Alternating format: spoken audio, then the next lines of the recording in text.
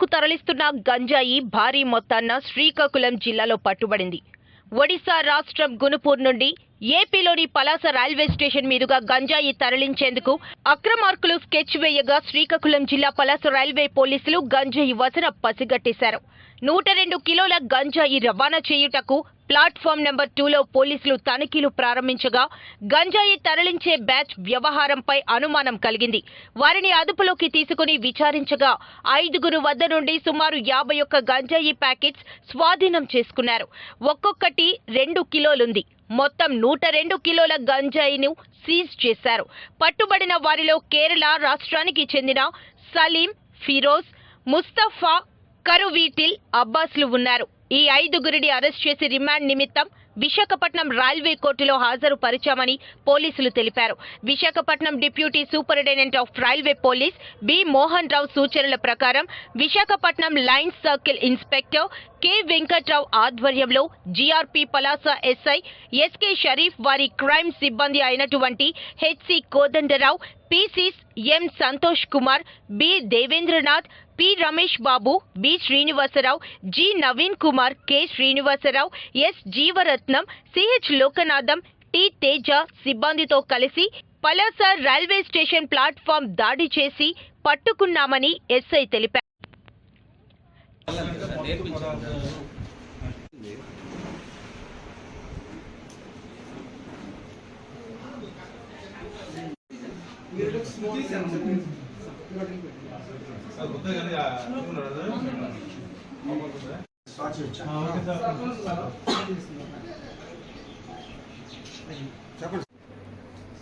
Staff and special team, main crime team స్పెషల్గా దీన్ని నిఘా చేసి ఈరోజు 1:30కి ప్లాట్ఫామ్ నెంబర్ 2 సౌత్ ఎండ్లో పట్టుకున్నారండి. వీళ్ళు ఏం చేస్తారంటే గుంటూరు ఒడిశా నుంచి తీసుకొస్తూ ఇక్కడి నుంచి కేరళ తీసుకెళ్తారు. వీళ్ళు ఏం చేస్తారంటే 4 జిప్ బ్యాగులు, ఒక లగేజ్ బ్యాగ్. ఇందులో ఒక్కొక్క బ్యాగ్లో 20 కేజెస్, ఒక బ్యాగ్లో 21 కేజెస్, 22 కేజెస్ ఉన్నాయి. టోటల్గా 102 కేజీలండి, 52 ప్యాకెట్లు.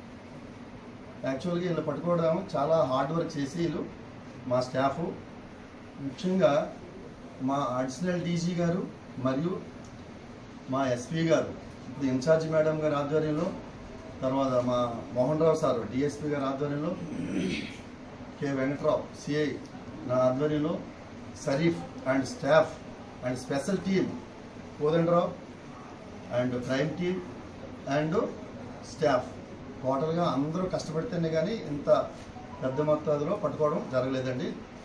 నేను వచ్చి ఇంచుమించు 2.5 సంవత్సరాలు అయింది. ఇప్పుడు హైయెస్ట్ 83 కేజీలు, ఇప్పుడు ఇది 102 కేజీస్ అండి. ఏమండి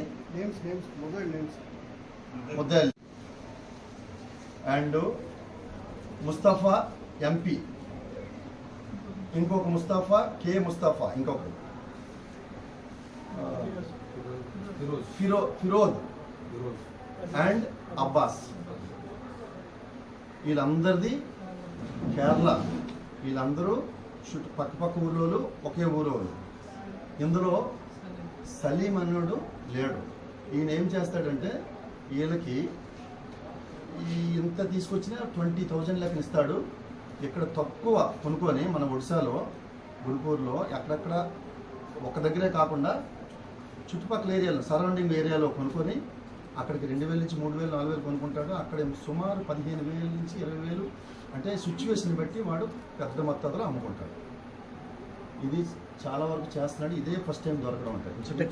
కేజీ ఎంత అమ్ముతున్నారండి సమాచారం నాకైతే వాళ్ళు ఏం చెప్తున్నారంటే 15,000 నుంచి 20,000 అని చెప్తున్నారు. సుమారు ఇప్పటికి ఒడిశా నుంచి 3-4 సార్లు వెళ్ళారంట. ప్రాపర్టీ విలువ యాక్చువల్గా మా గవర్నమెంట్ అంటే సార్ చెప్పే దీంట్లో మేము కేజీ 5,000 రూపాయలు చొప్పున 5,10,000 రూపాయలు, 5,10,000 రూపాయలండి. దీన్ని మా గవర్నమెంట్ విలువ. ఈయన విలువలో చూస్తే ఇప్పుడు నాకు తెలిసి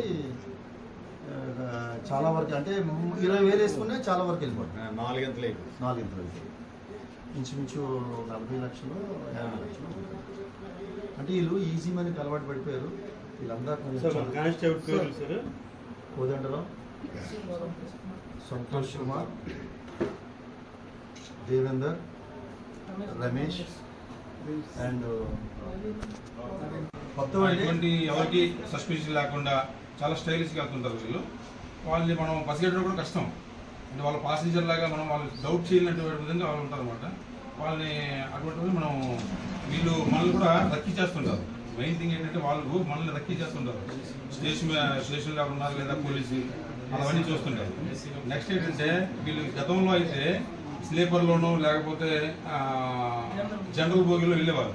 ఇప్పుడు ట్రెండ్ మార్చి వీళ్ళు ఏంటంటే first AC, second AC, third AC ఇలా ఏసీలో ప్రయాణం చేయడం స్టార్ట్ చేశారు అన్నమాట. ఎందుకంటే వాళ్ళ ఆఫీసులో ఇప్పుడు జనరల్ అయితే ఎక్కువ రద్దీ ఉండడం వల్ల తీసుకెళ్ళడానికి ఇబ్బంది అవడం వల్ల లేకపోతే ఎక్కువగా అనుమానం వస్తుంది ఉద్దేశం మీద వీళ్ళు ఇప్పుడు ట్రెండ్ మార్చి ప్రతి ఒక్కరు కూడా third AC minimum third AC అనమాట. యాక్చువల్లీ కరెక్టే మనం చెప్పేది ఏంటంటే అంటే బాక్స్లో ఉంటారు కదా ఫస్ట్ ఏసీలో కూడా వీళ్ళు రవాణా చేస్తున్నారండి చాలా అఫీషియల్గా. నేను వేసుకున్న చెప్పులు వీళ్ళు వాడిన యాపిల్ ఫోన్స్ ఇవన్నీ చూస్తే మనం చాలా వరకు వీళ్ళని మనం రెక్కీ చేయడం లేకపోతే సస్పెన్షన్ అబ్జర్వేషన్ ఉంటే కానీ వీళ్ళు క్యాచ్ చేయలేదు. వీళ్ళు పట్టుకోవడానికి చాలా టైం తీసుకున్నారు. కేవలం మాకు ఒకరిద్దరు దొరికారు, వాళ్ళని పట్టుకొని మిగతా వాళ్ళు ట్రేస్ చేశారు. చాలా హార్డ్ వర్క్ చేశారు మా స్టాఫ్, మా ఎస్సీ గారు, మేము అందరం కూడా. ఇది ఒక్కరి శ్రమ కాదు, అందరి శ్రమ అండి. థ్యాంక్ యూ సో మచ్ అండి. నమస్తే.